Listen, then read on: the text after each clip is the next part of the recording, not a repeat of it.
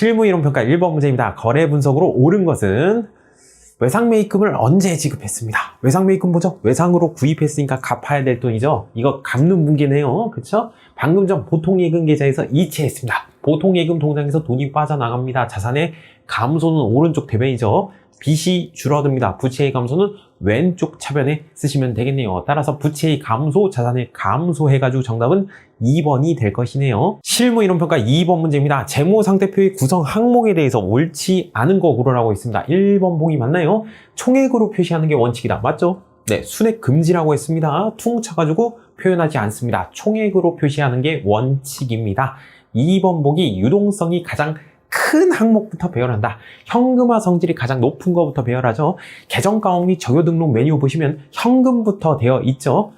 현금화 성질이 가장 높은 것부터 배열하게 됩니다. 맞는 보기가 되겠고요. 3번 보기 자산은 유동자산과 비유동자산으로 구분한다. 1년을 기준으로 구분을 하죠. 1년 이내에 현금화가 되면 유동자산, 1년 이후에 현금화가 되면 비유동자산으로 구분하게 되죠. 4번 보기가 틀렸습니다. 잉여금은요, 두 가지가 있었죠. 자본잉여금이 있었고 이익잉여금이 있었는데, 자본잉여금 뭐예요? 자본거래에서 발생한 거, 기업하고 주주하고 발생한 거, 그걸 자본거래라고 했었죠. 그리고 사업활동을 통해서 남긴 거, 그걸 이익잉여금이라고 했었죠.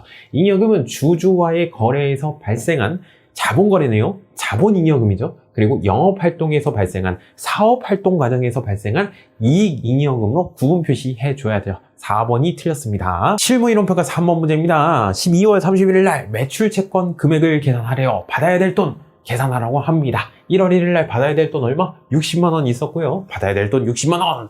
당기에 외출을 했습니다. 판매를 했는데 이게 외상으로 판매했는지 현금으로 판매했는지는 모르잖아요. 일단 그쵸? 네, 당기 중 현금 매출액이 30만 원 있대요. 그럼 뭐야? 140만 원에서 30만 원을 빼면 그건 외상으로 판매한 거겠네. 외상으로 판매했으니까 받아야 될 돈이네. 그쵸? 60만 원에서 얼마를 더해 주시면 돼요?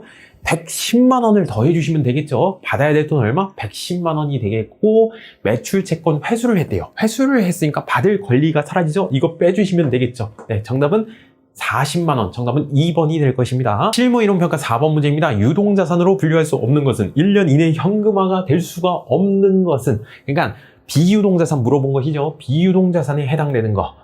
카테고리가 있었죠. 유동자산의 카테고리 뭐예요? 당자산하고 재고자산이 있었고요. 비유동자산의 카테고리 뭐였어요? 투자자산, 유형자산, 무형자산, 기타 비유동자산이 있었죠.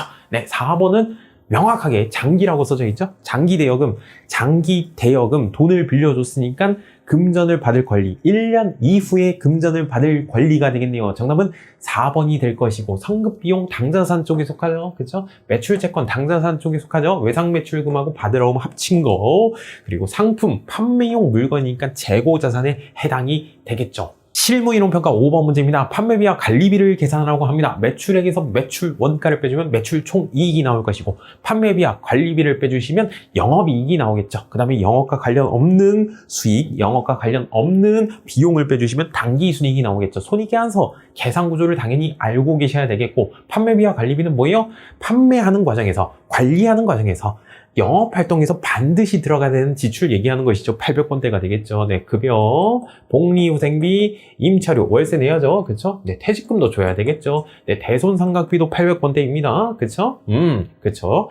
네, 그리고 접대비도 800번대가 되겠네요. 이자 비용하고 기부금을 제외한, 요거는 영업외 비용, 요것도 영업외 비용. 그러니까 요걸 제외한 나머지 금액을 합쳐주시면 되겠네요. 따라서 정답은 1번 377만 원이 될 것입니다. 실무이론평가 6번 문제입니다. 당기손익으로 보고되지 않는 것은, 그러니까 수익비용이 아닌 것은 잘 나오죠. 매도가능증권평가이 매도가능증권평가 손실은 기타 포괄손익 누계액으로서 재무상태표에 표시가 되겠죠. 자본 쪽에 해당되는 내용이 되겠죠. 실무이론평가 7번 문제입니다. 결산정리사항 반영 전 당기순이익은 20만 원이다.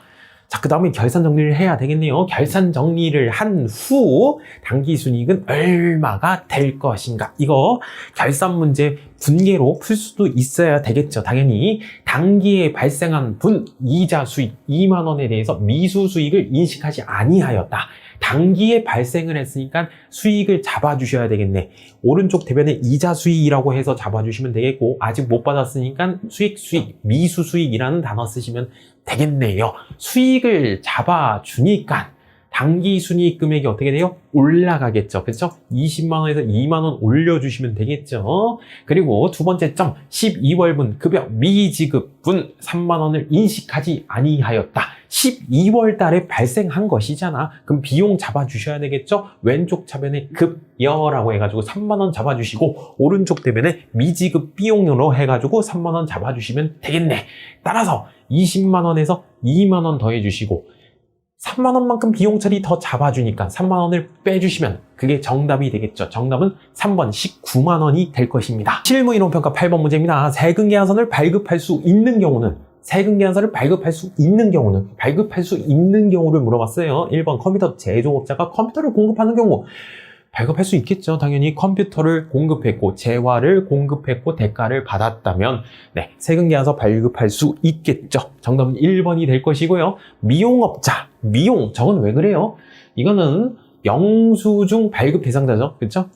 세금계산서 발급하지 않고 영수증을 발급할 수 있겠죠. 최종 소비자를 대상으로 판매하는 업종이죠. 그렇죠? 3번도 마찬가지죠. 택시, 그 다음에 4번 목욕탕, 마찬가지죠. 최종 소비자를 대상으로 판매하는 업종이기 때문에 세금계산서 발급을 안 하는 게 맞겠죠. 네, 정답은 1번이 될 것입니다. 실무이론평가 9번 문제입니다. 부가가치세 과세 대상이 되는 거래를 모두 고르라고 합니다.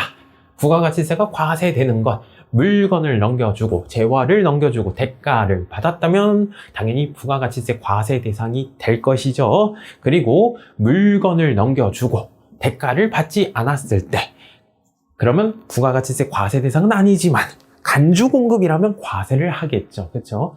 그리고 부가가치세 과세되지 않는 것들이 있었어요. 물납, 사업의 포괄적 양도, 뭐 이런 것들이 있었죠. 법에 따른 공매, 경매, 뭐 이런 것들이 있었어요. 한번 볼게요. 과세 대상인 거 고르라고 했어요. 가 보시면 물납이죠. 물납은 과세 대상이 아니죠. 그렇죠? 재화의 공급으로 보지 아니한다. 가는 아니겠네요. 업무용 승용차를 중고차 매매상하게 유상으로 처분을 했대요. 자동차를 넘겨주고 대가를 받았대요. 그럼 부가가치세 과세 대상이 되겠네요. 나는 맞겠고, 담보 얘기를 안 했었구나. 담보도 부가가치세 과세 대상이 아니죠. 이거 물건 넘겨준 게 아니잖아. 그렇죠? 네, 다도 아니겠고요.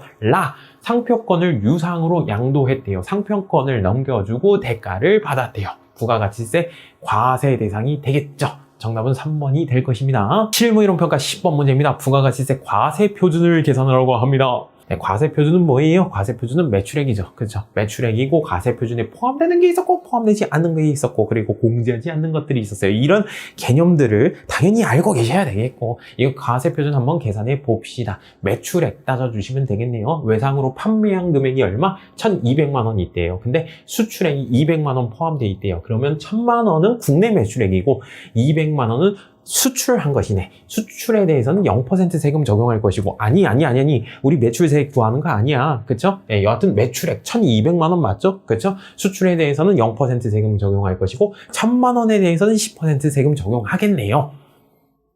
그리고 할부 판매한 금액이 있대요. 매출액이죠. 그렇죠? 네, 이것도 더해 주셔야 되겠네. 그리고 토지 매각액, 토지는 면세 대상이죠. 면세이기 때문에 과세 표준에 포함돼서는 안 되겠죠. 당연히. 세금을 계산하지 않죠. 담보 제공액, 담보는 재화의 공급이 아니죠. 그렇죠? 어떻게 보면 9번 문제하고 10번 문제 똑같은 문제죠. 어떻게 보면. 네, 담보 있었고 이거 9번 틀렸으면 10번도 틀렸겠네. 600만 원 아닐 것이고 따라서 1,200만 원에서 520만 원 매출액 계산한 거 1,720만 원이 될 것입니다. 정답은 2번이 될 것이네요.